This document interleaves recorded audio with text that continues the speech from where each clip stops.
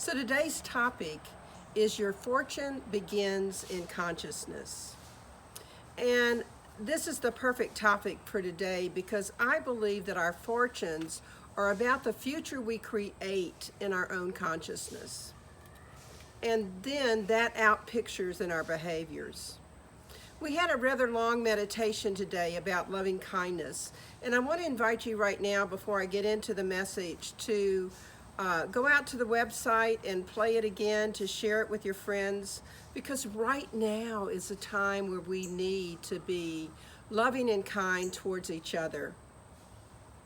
The question for this week is this: what is the one thing that you can do to remember that your fortune begins in consciousness, and technique without consciousness is unproductive? So one more time. What is the one thing that you can do to remember that your fortune begins in your own consciousness, and that technique without consciousness is unproductive? I find it fascinating that I chose this topic weeks ago, and yet when something is really important, the topic always seems to be pertinent. It always seems to be divinely driven. And I was expecting this topic to be a continuation of our theme for the month, which is giving thanks. And I planned to focus on abundance. But Spirit prompted me to talk about more than just abundance, but rather the state of our lives and what our fortune and our future looks like based on our current consciousness around our country. And typically I see it that it's a good idea to pay attention to Spirit's prompts. So I'm not here to talk about politics per se, because I know that everybody voted their consciousness. What I do want to talk about is our philosophy of oneness, and that with our thoughts and actions, we manifest what we're thinking about. It appears that the casting of ballots and the outcome has resulted in a situation of divide at the moment in our country. It's in a place where many people are very happy about the outcome, and there's about 48% of the people that are hurting and very dismayed about the results. You might remember that last week I talked about the acronym AIM. Attention plus intention equals manifestation. And a great deal of the text messages that I've been receiving in the last week were not about a healing process. Rather, they depicted cartoons or caricatures, or sometimes just unflattering remarks on one side or the other. Stealing the election, or Trump getting what he deserved. And what's important is that when we pass these along, we're placing our attention and the attention of others on an intention that's one of division. So it's not surprising that the tension and the division continues to exist. We have to manifest what we want if we want to overcome this divisive behavior. And I have to admit that I got a couple that I thought were really funny, and I passed them along. And then it struck me that this might have brought laughter to a few people, but it wasn't helping the consciousness of oneness. And it wasn't that I was becoming more aware. I was becoming a part of the problem, not of the solution. Ernest Holmes, in This Thing Called You, wrote this: "The power of God within us is like a sleeping giant, which must be awakened that it may spring into action." The power of God within us is like a sleeping giant. If indeed our fortune begins in our consciousness, and I actually believe that it does, it might be time to awaken that sleeping giant, to allow it to spring into action, to stop the cycle of divide, and allow our fortune, which is our future, to be one of kindness and one of healing. What I want more than anything for our country is unity, and I'm sure that most of you would like that as well. The opportunity to move forward with who the vote has decided is the future president, And I know that I have many friends and family members who voted on the opposite side than I did. It doesn't mean that I love them less. And I sure would like to understand why they chose to vote the way they did. And sometimes those conversations aren't easy, and sometimes, admittedly, I avoid them. What is up to me is to continue to love my friends and families and to recognize that all that truly matters is the love that we share. We can choose to love those on the opposite sides of our belief while not supporting one iota what they believe. It's a choice. I had a friend that said, well, we can love the fascist and not love the fascist behavior. That is so true. In the reading today, we heard this: I shall permit only that which is loving, kind, and true to find entrance to or to exit from my consciousness. Thus shall I be assured that I am bathed in the warm glow of that love that casts out all fear. If we truly want our future to begin in our consciousness, it's the responsibility of each and every one of us to permit only that which is loving, kind, and true to find entrance to or exit from our consciousness. I agree that in the face of actions of peoples who are calling for love, that only permitting what is loving, kind, and true can be quite difficult. And it's necessary that the shift begin with each of us. So I made a decision this past week to start sending responses and asking other people to take the high road, to look at what was being said. The reading reminded us that there's no fear, but fear is always based on the supposition that we are unprotected, rejected, and friendless. Let me tell you, we are never, ever unprotected. The divine is with us 24/7. How can you be unprotected when God is right where you are? And there's no way for us to escape that as divine expressions that we are. Sometimes we may walk away from that protection. We may think that it's not present because we shut it off. Perhaps there may be times when we feel friendless, yet our willingness to be loving and kind can eliminate those feelings. You know, the eagle is a symbol of our country. And there's a story about a naturalist who happened to be walking in the woods. It's called the parable of the eagles. This naturalist was walking through the woods and happened to come across this little farm. And as he was looking at all of the farm animals, he happened to know that among all the chickens was an eagle. And the eagle was pecking at the ground just like the chickens for the food. And so he went up to the owner and he said, I noticed that you have an eagle in there with the chickens. And he said, oh yeah, I got the eagle when he was little and he's been raised with the chickens and he just believes that he's a chicken, so he's never gonna fly. The naturalist said, well, let me try. So he picked up the eagle and he said to the eagle, you belong in the sky. You're this great bird. So the eagle looked, he stretched his wings and he went right back down to eating with the chickens in the chicken coop. So the owner said, I told you, he thinks he's a chicken. And the naturalist says, oh no, this eagle has the heart of an eagle. I know that he wants to fly. So he came by the next day and he went up onto the roof. And then he said, look at this beautiful sky. You belong soaring in the sky. And just about then, the eagle happened to look down and see all of his chicken friends eating in the chicken coop, and he just jumped right down and started eating with the chickens again. And the owner said, I keep telling you he's a chicken, he's never gonna fly. And the naturalist said, oh no, please just give me one more chance. So the next morning, the naturalist got up real bright and early and he went and he picked up the eagle.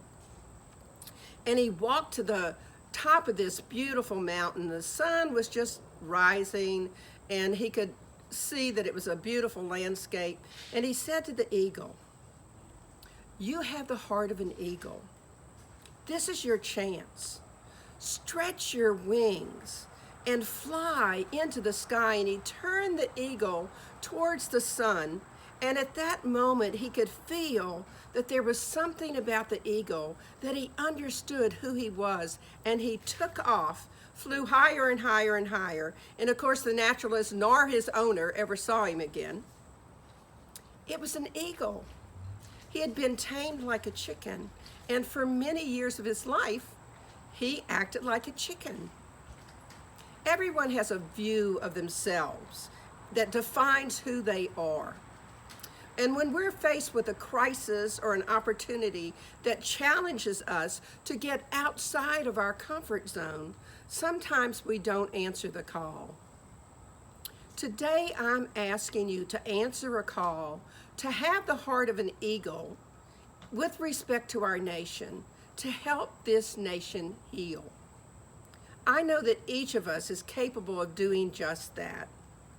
If we each just said yes to this challenge of sending love and kindness, rather than perpetuating this divide that has happened, what do you think might happen to the nation? So to help you soar and be like that eagle, to create an arena of healing in our nation, I thought we might be doing a little bit of visioning. And I want to ask you a few questions that might help you create a vision of a country that is united. So let's start with this one. What might be the divine's idea of our country united? Think about that for a second. What might be the divine's idea of our country united? It's a great question. What I know is it most likely includes things like a lot more love, a lot less name calling of the people that are on the opposite side or have different beliefs that we have, and a lot more compassion. If we spread around more love and compassion, don't you think that that might bring less division and more union to this country? Once you've answered what your vision is of the divine's idea of a united country, ask yourself this other question. What might be mine to do to support this vision? What might be mine to do to support this vision?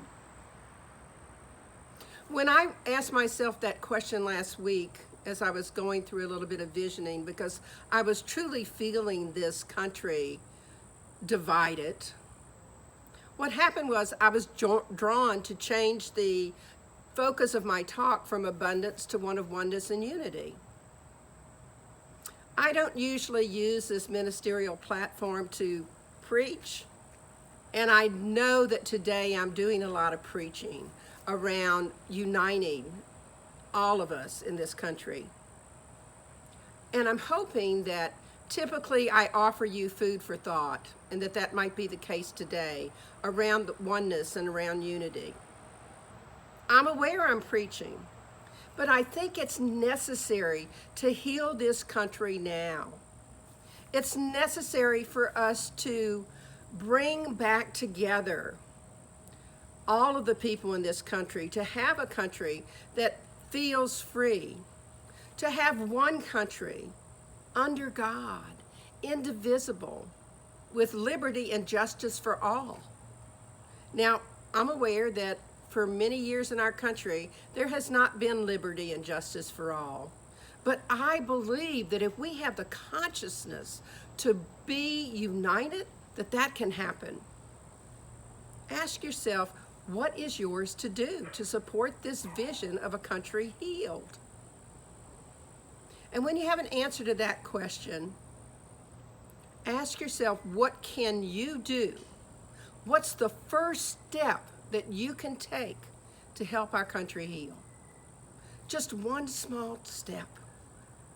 What's the one small step that you can take to bring about more connection rather than to perpetuate the division which is showing up right now all across our country. It can be as little as not sending along those texts, not sending along caricatures that are divisive in some nature. Yes, some of them happen to be funny, but what it does is it creates an us and them mentality. And for us to be united, we have to have only the us mentality. We have to let go of that them mentality. And we can take it one day at a time. We don't have to look far into the future. The one small step can be, what can I do today? Make a choice today to see, where am I allowing myself only to see love and kindness, as opposed to where am I creating discord? If you're aware of what you're doing, you'll start to notice the places in your lives where you're participating in division rather than in connection. And that's a great first step. What if we all aimed this week for union? One nation, indivisible, under God, with liberty and justice for all. We take our attention, place it on an intention of healing our nation, on the intention of creating an us mentality across the country so that we can manifest it. We can manifest unity. It takes courage, and it takes each one of us to create such a country. I'm wondering if you're up for the challenge. What would be yours to surrender with respect to this vision? Can you imagine the shifts that might occur if we each surrendered talking about division? What if we each began speaking only of a future that was united? What do you think it might look like if we just put a positive view on all the things that are possible? We can move forward by saying things like, I'm so looking forward to 2021 because I know in 2021 we're going to have a year filled with hope and love. I know in 2021 we're going to have a year in which COVID-19 is a virus of the past. We're going to have a year in which our politicians work together to bring forth a new nation. You get the idea. Those are thoughts of unity. Those are thoughts of healing. And there's a lot more questions that you might want to think about. There's also a whole lot more statements that you might want to make. Write your own statement of unity and start saying it regularly. Another question that I love that's part of the visioning process is, what are the qualities of God that you might receive if you embrace this vision? What qualities of God do you think that you would receive if you embraced a vision of a country united, of us healing all of the divide that's happened over the last couple of years? For everybody, it's going to be something different. For some people, it might be more love, more connection. For other people, it might be more freedom. For others, it might be, oh my gosh, so much more peace and calm in my life. What could you do to clarify this vision for you? Is there anything else you need to do? Sit with that question for a while. Just because it's open-ended, it allows the divine to come in and give you an energy of all the possibilities that are happening out there, all of the things that you might be able to create change around. Who might you need to be right now for our country to begin to heal? For our country to begin to recover from the division and the distrust that exists in it, and once again be able to stand united? Who might you need to be? Ernest Holmes wrote these beautiful words, and he wrote them in mid-20th century, so it's been quite a few years ago. If our nature is one, if God is one, and we know that God must be one, for the universe cannot be divided against itself, then we are all tied into an indivisible unity. We shall have to get back to this unity to find the meaning of freedom. Nothing in any part of this cosmic whole could be considered freedom, which could destroy the liberty of some other part of it. That would be self-destruction, would it not? As Jesus pointed out 2,000 years ago, that would be a kingdom divided against itself. The kingdom of God is one kingdom. So we know that true liberty must spring from true unity of good. It's easy for us to think about this technique, to look at aim and say, okay, I'm going to take my attention and I'm going to focus on the intention of unity and focus on the healing. And so I know that I'm going to manifest that. Positive thinking. The important thing is to remember that if you have the technique without the consciousness, it can be quite dangerous. And it really doesn't create any shift. Saying something does not make it true. We must all have the conviction that healing is possible, that our nation once again can be united. So I ask you again, are you up for the challenge? Consider the vision that you created today for yourself around healing this great divide.